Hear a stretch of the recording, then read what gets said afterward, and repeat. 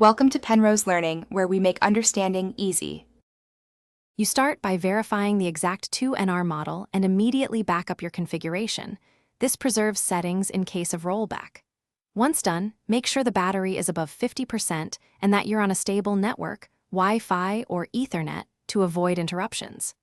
Plug the unit into your computer with a quality USB cable and open the vendor tool. This is where you'll flash or run diagnostics.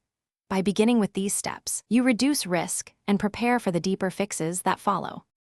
You now run the vendor diagnostic suite and record error codes plus log timestamps because precise details speed troubleshooting. Once done, compare those logs with the firmware release notes to spot mismatches or corrupt modules. This tells you whether to repair or replace components.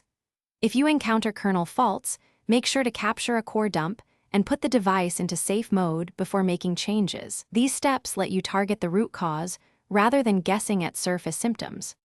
You proceed to reflash or reinstall the corrected 2NR firmware and always verify the checksum. This prevents partial installs.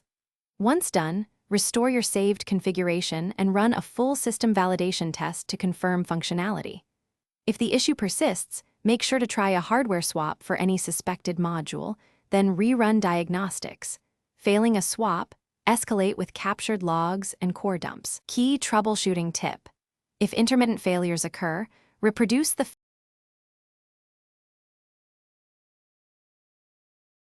Thanks for watching. If this was helpful, leave a like and consider subscribing. See you next time.